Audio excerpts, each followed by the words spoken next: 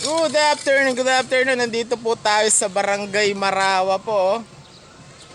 Napakasarap po ng halo-halo po ng Momo's Store. Ayan po, 49 pesos lang po.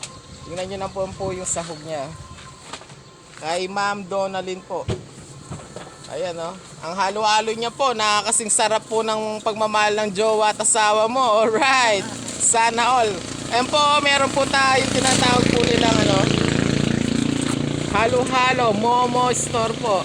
Dito lang po, in front po sa malapit sa in front of elementary school. Walking lang po. Mga 3 to 5 minutes po from elementary school po. Ayan po. Ay si Sir, papakiyawin na yata. Apat po agad yun na. May halo-halo po ni Donalyn. Ayan po ni Sir.